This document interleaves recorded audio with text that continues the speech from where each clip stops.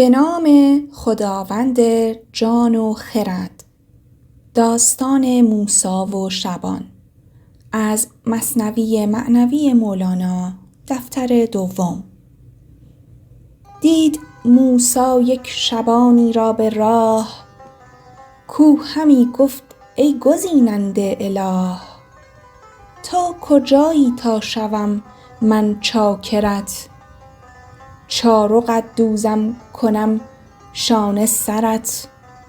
جامه ات شویم شپشهایت کشم، شیر پیشت آورم ای محتشم. دستکت بوسم بمالم پایکت، وقت خواب آید بروبم جایکت. ای فدای تو همه بزهای من، ای به یادت هی هی و هیهای من. این نمط بیهوده می گفت آن شبان، گفت موسی با کی است این ای فلان. گفت با آن کس که ما را آفرید، این زمین و چرخ از او آمد پدید. گفت موسی های بس مدبر شدی، خود مسلمان ناشده کافر شدی. این چه ژاژ است و چه کفر است و فشار، پنبه ای اندر دهان خود فشار. گند کفر تو جهان را گنده کرد، کفر تو دیبای دین را ژنده کرد. چارق و پاتابه لایق مر تو راست، آفتابی را چنین ها کی رواست. گر نبندی زین سخن تو حلق را، آتشی آید بسوزد خلق را. با که می گویی تو این با عم و خال، جسم و حاجت در صفات ذوالجلال. شیر او نوشد که در نشو و نماست، چارق او پوشد که او محتاج پاست. گفت ای موسی زبانم دوختی، وز پشیمانی تو جانم سوختی. جامه را بدرید و آهی کرد تفت، سر نهاد اندر بیابان و برفت. وحی آمد سوی موسی از خدا، بنده ما را ز ما کردی جدا. تو برای وصل کردن آمدی، یا خود از بهر بریدن آمدی. هر کسی را سیرتی بنهاده ام، هر کسی را اصطلاحی داده ام. در حق او مدح و در حق تو ذم، در حق او شهد و در حق تو سم. ما بری از پاک و ناپاکی همه، از گرانجانی و چالاکی همه. من نکردم امر تا سودی کنم، بلکه تا بر بندگان جودی کنم. هندوان را اصطلاح هند مدح، سندیان را اصطلاح سند مدح. من نگردم پاک از تسبیحشان، پاک هم ایشان شوند و درفشان. ما زبان را ننگریم و قال را، ما درون را بنگریم و حال را. ناظر قلبیم اگر خاشع بود، گرچه گفت لفظ ناخاضع بود. زانکه دل جوهر بود گفتن عرض، پس طفیل آمد عرض جوهر غرض. چند از این الفاظ و اضمار و مجاز، سوز خواهم سوز با آن سوز ساز. آتشی از عشق در جان برفروز، سر به سر فکر و عبادت را بسوز. موسیا آداب دانان دیگرند، سوخته جان و روانان دیگرند.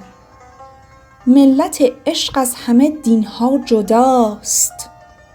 عاشقان را ملت و مذهب خداست. چون که موسی این عتاب از حق شنید، در بیابان در پی چوپان دوید. عاقبت دریافت او را و بدید، گفت مژده ده که دستوری رسید. هیچ آدابی و تربیت مجو، هرچه میخواهد دل تنگت بگو. گفت ای موسی از آن بگذشتم، من کنون در خون دل آغشتم.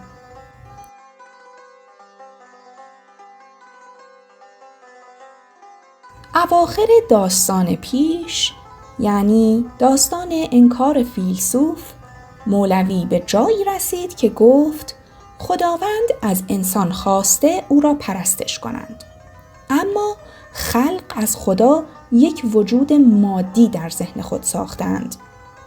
حضرت حق می‌فرماید انسان‌ها از من تصویرهایی می‌سازند که لایق من نیست. کسی که از دید این جهان به شکل تصویرسازی بخواهد به ذات ما پی ببرد، هرگز به مقصود نمی‌رسد. اما به نظر می‌رسد که در ذهن خود مولوی یا توسط پرسش کننده‌ای این سوال پیش آمد که اگر با تصویرسازی نمی‌توان خدا را شناخت، پس چرا پیامبران برای فهم مردم مقوله غیر مادی خدا و دین را با داستان‌ها و حکایات که کاملاً تصویرسازی است به مردم عرضه کرده اند؟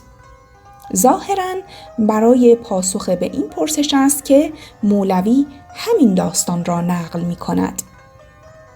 شبان نماد اکثریت قریب به اتفاق مردمان است که در ذهن خود هرگز نمی توانند ذات باری تعالی را دریابند. چرا؟ زیرا که اکثر انسانها قادر به درک مفاهیم انتزاعی نیستند. توضیح این که ما دو نوع مفهوم از پیرامون خود داریم. یکی مفاهیم عینی است، یعنی آنچه را که با حسهای خود درک می‌کنیم و می‌فهمیم. وقتی به ما می‌گویند سیب، فوراً در ذهن خود میوه‌ای را به شکلی معین تجسم می‌کنیم و می‌فهمیم که نظر گوینده چیست. همینطور است همه اشیای پیرامون ما. اما مفاهیم دیگری نیز هستند که به طور عینی در جهان ما وجود ندارند. یعنی ما آنها را نمی‌بینیم ولی درک می‌کنیم. به طور مثال هوش را در نظر بگیرید. کجای دنیا شما می‌توانید هوش را ببینید، بشنوید یا لمس کنید؟ هیچ کجا. ولی ما هوش را می‌فهمیم. چگونه؟ از طریق یک آدم هوشمند. یعنی این مفهوم غیر مادی را باید در یک وجود مادی بریزیم تا بفهمیم. اگر آدم هوشمند وجود نداشته باشد، خود هوش در جهان ما قابل فهم نیست. همینطور است مفاهیمی مانند عشق، عقل، عدل، حسادت و غیره که باید آدم عاشق، عاقل، عادل و حسود وجود داشته باشد تا ما اینها را دریابیم. اینها را مفاهیم انتزاعی می‌نامند. انتزاع یعنی جدا شدن. پس یک مقدار مختصات معین مانند سرعت انتقال، حافظه توانا، قدرت در حل مسائل و غیره را در یک عده از مردم می‌بینیم. آنها را منتزع و جدا می‌کنیم و نامش را هوش می‌گذاریم.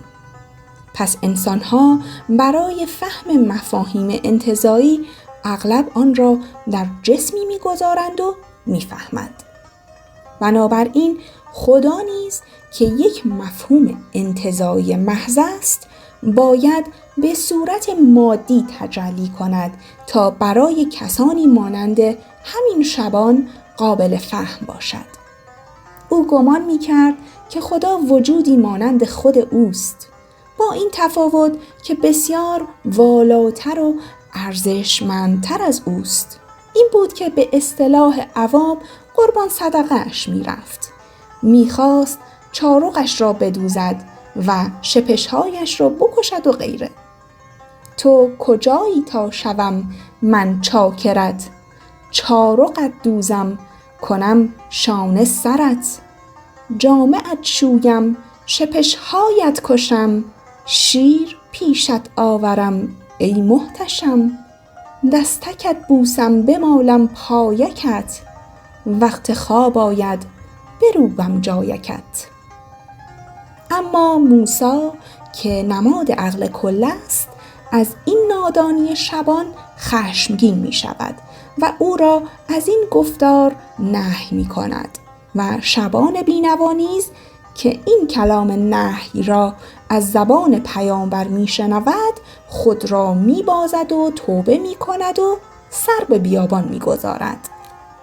همین جاست که مولوی آن نکته به راستی رهگشای خود را بیان می کند. ندای خدا به حضرت موسی ندایی است که هنوز پس از 5-6 هزار سال گویی تازه است و آن اینکه نیایش به درگاه خدا سهل و آسان است. نه قانون می‌خواهد و نه این همه تشریفات که همه این انسان‌ها را از خدا می‌رماند. از خدا وجودی قهار و یا خانصفت می‌سازند که اگر کوچکترین غفلتی در انجام مراسم دینی به عمل آوری، سخت‌ترین مجازات از سوی آن خان قادر و متعال به تو می‌رسد. نتیجه این که باید همواره ترس در خانه دلت وجود داشته باشد تا دین سالاران بر تو حکومت کنند.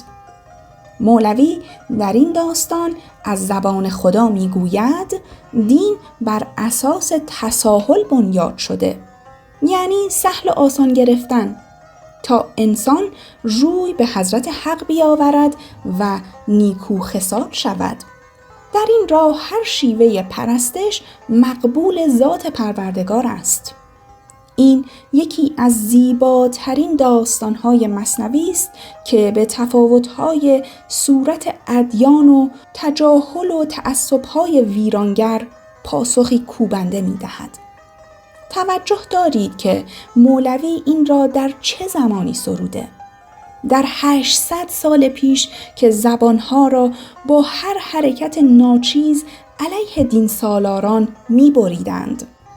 آن زمان قرون وسطایی سیاه در اروپا که با ماشین دهشتزای تفتیش عقاید گروه انسانهای بیگناه را به نام مخالفت با شریعت زنده می سوزاندند.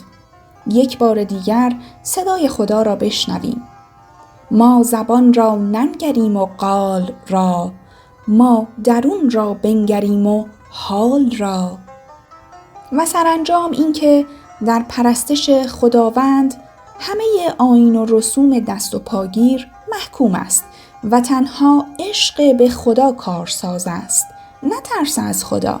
و لذا هیچ آدابی و تربیت مجو، هرچه میخواهد دل تنگت بگو.